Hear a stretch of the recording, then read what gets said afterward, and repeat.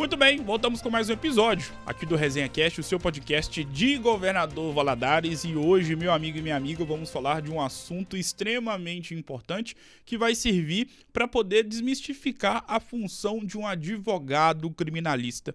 E você que está em casa logo pensa, advogado criminalista, defende quem comete ato errado. Pois bem, a advogada criminalista a doutora Rayane Almeida está aqui justamente para poder falar um pouquinho mais e responder essa indagação e outras perguntas no Resenha Cast de hoje. Doutora Rayane, primeiramente, seja muito bem-vinda. É um prazer ter você aqui. Obrigado por ter aceitado o convite. Boa tarde.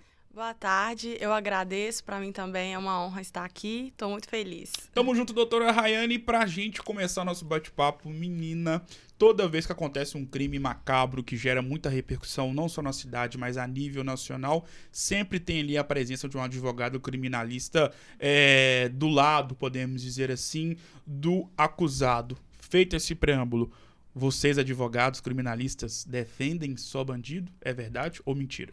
Essa é a maior mentira e, com certeza, o segundo maior preconceito que eu passo na minha profissão, sendo o primeiro o fato de ser mulher criminalista, né? Todo mundo tem esse alvoroço. Advogado criminalista defende bandido. E não é bem assim a realidade. Primeiro porque direitos e garantias fundamentais é para todo mundo.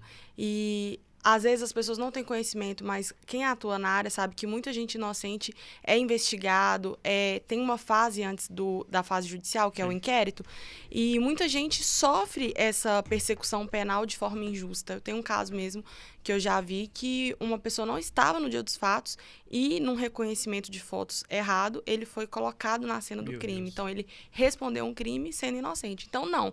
O advogado criminalista não defende só bandido, a primeira coisa, porque tem gente que é inocente e responde um processo criminal. E segunda coisa, o advogado criminalista, ele também está ali para questões de ordem, questões processuais, dosimetria da pena, penas alternativas, porque hoje a gente já tem um entendimento mais moderno que o direito penal não é só a pena restritiva de direito, que seria a cadeia, sabe? Tem outras penas. O direito penal tem se modernizado ao longo dos anos. E em relação à questão do papel do advogado criminalista, quando nós pensamos na figura de vocês, advogados que atuam nesse subgênero do direito, logo nós pensamos em crimes que são muito repercutidos e possuem uma crueldade muito grande. Homicídio, estupro, agressão. Mas existem outros casos que não são tão graves no sentido de gerar tanta comoção na cabeça das pessoas que vocês, advogados criminalistas, atuam? Demais. Eu ouso dizer que é o contrário. É muito mais crimes que não são macabros, crimes comuns, do que os macabros. A título de exemplo, posso dar um exemplo? Fica à vontade. Um crime que às vezes as pessoas cometem e nem sabem, crimes de trânsito, como eu até havia conversado anteriormente, você emprestar um veículo para uma pessoa não habilitada, sabendo que ela não é habilitada, é um crime no Código de Trânsito. A pessoa não habilitada que dirige um veículo e gera perigo de dano, ela responde pelo 309 do Código de Trânsito. Então, assim, crimes têm... É igual sorvete, eu costumo brincar, tem para todos os gostos. É claro que os que despertam maior curiosidade, que você, como jornalista, vai ter uma matéria que vai despertar interesse, são os crimes de homicídio, que é o que todo mundo pensa. Mas há uma legislação específica, um código penal com vários crimes. Em relação à questão da visão que as pessoas da sociedade possuem em relação a vocês, advogados criminalistas. E eu percebo que é uma visão muito agressiva, porque um pai de família ou uma mãe vê um advogado criminalista do lado, podemos dizer assim, aí com aspas muito grandes, defendendo o agressor ou o acusado de um estupro ou de um crime muito chocante, automaticamente essas pessoas já possuem dentro delas aquela ideia, meu Deus do céu, como é que tem um profissional que vai defender esse tipo de pessoa? Como é que você lida com isso? É algo que você já se acostumou ou você acha que é algo que ainda vai ser demorado para ser retirado da cabeça das pessoas? Olha, duas perguntas. Eu lido muito bem com isso. Eu não sofro com esse estigma, não. Eu tenho outras dificuldades na profissão que assim, pra mim, pra Rayane, como advogada criminalista, que me tocam muito mais, quando eu vejo um caso de abuso sexual infantil, alguma coisa assim, isso eu vou pra casa e lembro. Sim. Agora, o fato da família, da parte contrária, pensar isso não me incomoda. Agora, se isso vai, ao longo dos anos, mudar ou não, eu acho que talvez não mude. Só vai mudar essa concepção do advogado criminalista quando aquela pessoa precisar de um advogado criminalista. Vou te dar um exemplo.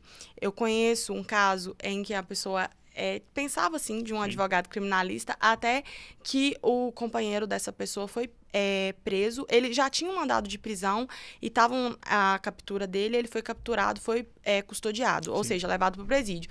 Nessa hora, ela precisou de uma consulta jurídica, precisou de um advogado para esclarecer sobre a execução da pena, quanto tempo faltava para ele cumprir, se tinha como trocar por outra restritiva de direito, enfim.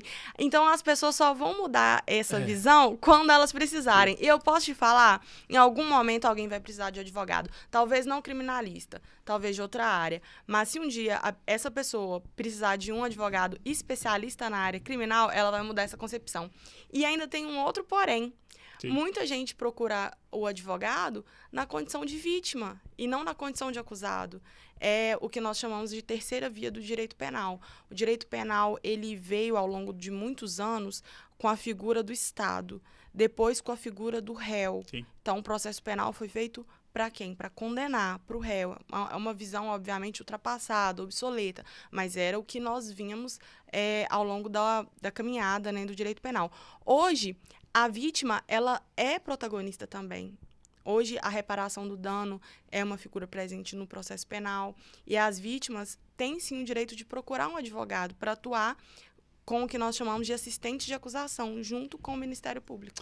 Em relação ao processo prático do trabalho de um advogado criminalista perante a um caso que vai gerar ali muita dor de cabeça no sentido de ser realmente um processo muito trabalhoso. Eu tenho curiosidade, como funciona o trabalho de vocês na prática, na medida em que um autor de um crime liga para você, doutora, estou precisando de assistência, eu cometi um crime. Como é que funciona? Essa pergunta é ótima. Primeiro que eles ligam assim no dia antes da audiência. A pessoa é intimada lá em 2018, é o que nós chamamos de citação, que é o primeiro ato processual em que o réu é chamado ao processo. Aí torna-se um triângulo. Estado, juiz, sim, Ministério Público e o réu. Então, quando esse triângulo é completo, através da citação, essa pessoa não procura o advogado. Ela acha assim, isso não vai dar em nada. Aí os anos vão passando, esse processo vai acontecendo e como todo processo, toda marcha processual, chega uma fase que tem audiência. Aí quando ele é intimado para audiência, ele liga para o advogado. E aí é quando ele nos procura, sim, a gente... aí já é matéria de defesa, matéria de estratégia de defesa, é olhar o que pode ser feito em questão de provas, de nulidades, tem toda uma cadeia de prova e também você tem que analisar na seara criminal qual é o estandarte probatório que o Ministério Público tem contra aquela pessoa. Então, assim, é caso a caso, não tem, sim, uma receita de bolo para essa resposta. Existem códigos de ética em várias profissões. Até porque, quando eu formei, você também quando formou, nós fazemos ali o juramento em relação a todas as normas necessárias para poder ser um bom profissional, independentemente do nicho profissional que você vai estar atuando. Mas também existem os códigos de ética que nós mesmos impomos para nós mesmos. Uhum. Você, ainda mais como mulher, existe algum tipo de crime que a doutora Rayane, independentemente da quantia financeira que por vezes você possa receber, você não atua? Olha, nunca passou pela minha cabeça, nunca cheguei numa situação de ter que decidir ou não. Mas certamente, se fosse o caso de abuso sexual com criança, em que quem me procurasse fosse o abusador, eu muito provavelmente não atuaria. Eu atuo em vários casos assim, de abuso sexual, mas como, sim, assistente de acusação. A mídia, e aí vou até fazer uma meia-culpa. O jornalista, ele normalmente, principalmente em alguns segmentos muito específicos, jornalismo político, esportivo, policial, costumo dizer que o jornalista, ele tem certeza daquilo que ele não sabe. E principalmente na seara onde você atua, pode ficar à vontade para poder criticar ou elogiar, se for o caso. A mídia, pelos casos que você observa, em Valadares é difícil ver esses casos chocantes, mas esses casos a nível nacional, perdão. A mídia atrapalha e ajuda, às vezes, a colocar na cabeça do cidadão comum que o advogado criminalista defende só bandido? Ah, com certeza. Infelizmente, eu sei que você é jornalista, mas a mídia, às vezes, acaba vendendo essa imagem, talvez não só para o advogado. Eu acho que a gente pode abrir o leque para o próprio investigado acusado. Isso pode sim prejudicá-lo. No caso, se for um crime doloso contra a vida que é julgado pelo júri, é porque o crime doloso contra a vida ele tem duas fases, né? Tem a pronúncia, que é a fase processual, e depois ele vai a júri. Com certeza, essa repercussão social que a mídia traz, de certa forma, pode, eu não estou dizendo que influencia, mas pode vir a influenciar um júri, por exemplo. É por essa razão que tem casos em que pede o desaforamento do processo daquela comarca, quando tem alguns casos lá no Código de Processo Penal em que aquela comarca, o júri não pode ser feito lá, porque talvez a pessoa tenha uma relevância social muito grande, enfim, por algum daqueles motivos pode ser que o júri seja transferido para outra comarca, porque, em regra, o crime é julgado onde ocorreu. Doutora, hoje em dia, principalmente com esses casos nacionais e até mundiais, temos visto aí vários tipos de materiais sendo produzidos para poder elucidar a população e mostrar como foi o crime, e com isso a presença de vocês, a figura de vocês, advogados criminalistas, tem crescido muito desse tipo de conteúdo. Uso como exemplo a série ou documentário da Elise Matsunaga, também tem a série filme da Susana von Richthofen. Também temos o famoso caso, eu não era nem nascido na época, mas sei da repercussão que teve e que tem até hoje, da Daniela Pérez. Como é que você vê isso como advogada criminalista? É algo positivo elucidar a população? Porque nesses conteúdos a gente vê muita presença de um advogado criminalista ali do lado de quem cometeu o crime. Como é que você vê isso? Ajuda, atrapalha? Eu vejo de forma positiva, porque a minha infância, eu amava assistir esse tipo de documentários. Até antes de entrar na faculdade de Direito, eu lembro que eu e minha mãe, a gente assistia muito filme policial, muito filme de investigação. E isso é como eu sempre falo, gente, o crime, ele vai despertar o interesse. O único problema é que as pessoas pensam que os únicos crimes que existem são homicídio, crimes contra o patrimônio, furto e roubo, e tráfico. Na cabeça das pessoas só existem esses 3 crimes. Assim, são os mais expressivos. Mas, como eu disse anteriormente, existem vários outros crimes e tudo mais. Esses documentários, quando são bem dirigidos, têm bons roteiros, eu acho que abre a mente de muita gente. Desses que você citou, eu assisti o da Elise Matsunaga. Eu achei, apesar de ser um documentário em que ela é a protagonista, você vê que eles se preocuparam em mostrar os dois lados da história, assim, fazer uma boa reportagem. Tem um outro também na Netflix, que eu não vou lembrar o nome, eu assisti tem muito tempo, mas que cada episódio era um crime. Aí tem o do Maníaco do Parque, aí conta toda a história. Então, assim, como o crime desperta interesse nas pessoas, logo, muitas pessoas que não são formadas em direito querem assistir esse tipo de documentário para entender um pouco mais, querem assistir o nosso podcast para entender um pouco mais.